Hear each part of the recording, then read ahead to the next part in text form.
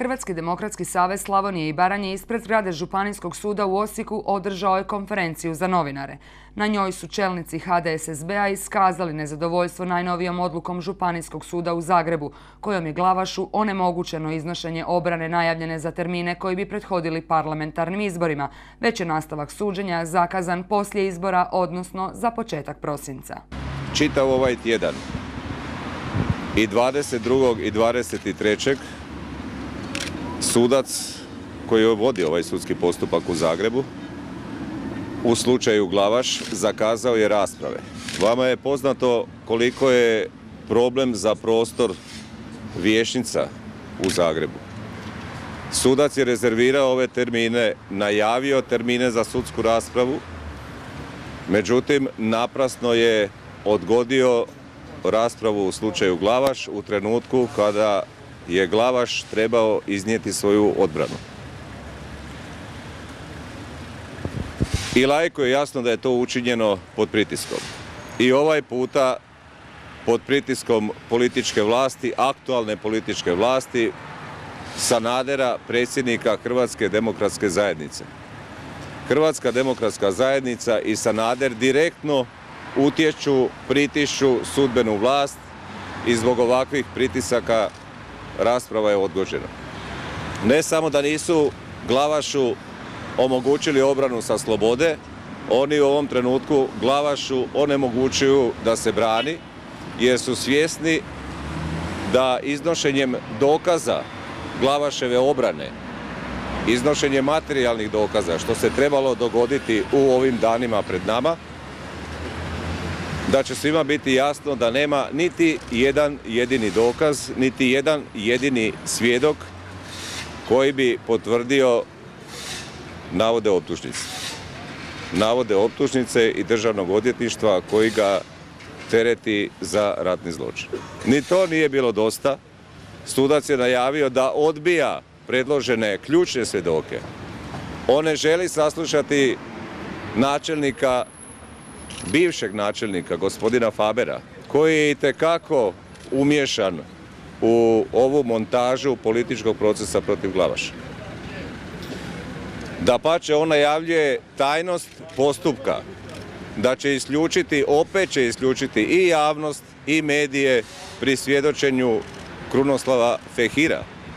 Nema ni jedan jedini razlog. Znate da je čitav ovaj postupak do sada bio tajni.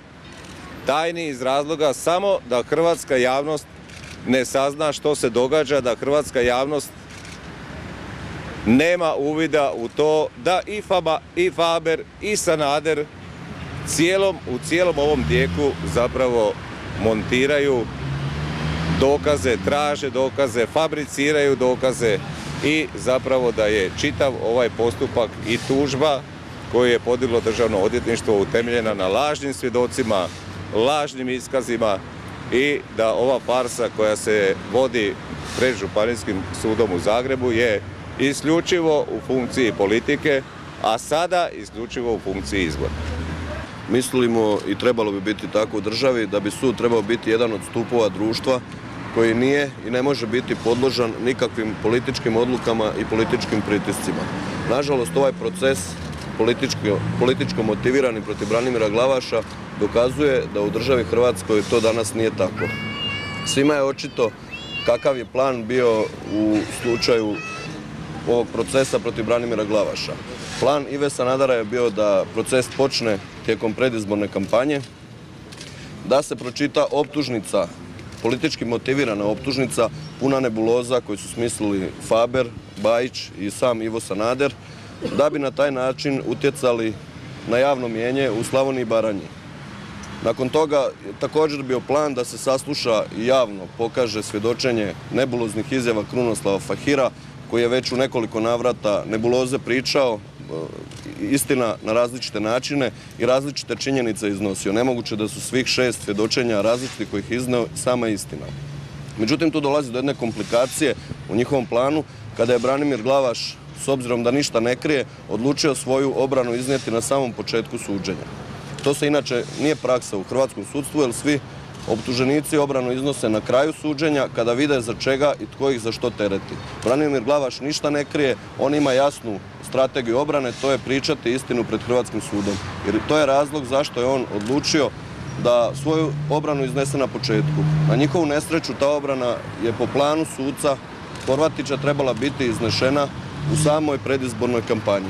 Ta obrana bi dokazala i raskrinkala svu ovu političku upletenost u ovaj slučaj i pokazala bi da nema ni jednog jedinog argumenta da se ovaj proces uopće pokrene. Tu stupa na snagu politika, vrši pritisak na sud. Evo vidimo u proteklih 2-3 dana jedna sutkinja je dobila nekakvu virozu ili gripu. Rezervni plan je da se sve krene iz početka, pa umjesto Glavaševe obrane da hrvatska javnost još jednom čuje čitanje optužnice, nebulozne politički montirane optužnice protiv Branimira Glavaša.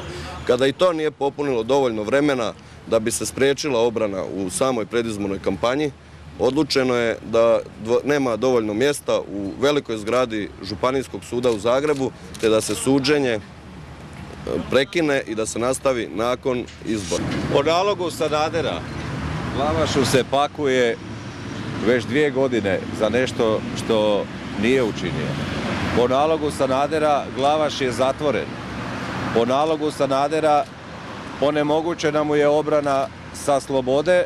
Po nalogu Sanadera sada se otkazuje rasprava i spriječava Glavaša da iznese svoju obranu, da upozna hrvatsku javnost sa svim činjenicama, detaljima i da hrvatskoj javnosti isto tako predoči da je u cijelom ovom postupku nema ni jednog dokaza, ni jednog svjedoka koji bi ga teretili za ono što Sanader i Državno odvjetništvo priželjkuje.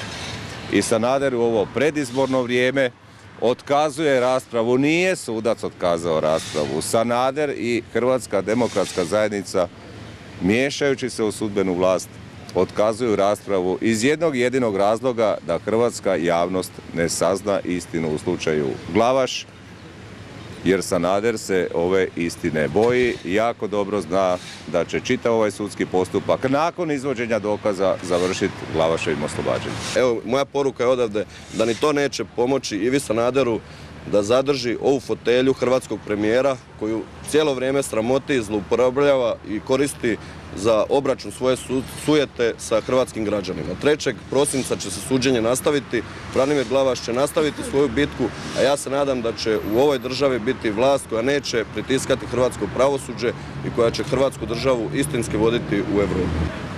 Sanader je i ovim postupkom utjecaja na suca da odgodi rasprave do 3. prosinca direktno se umiješao u sudbenu vlast.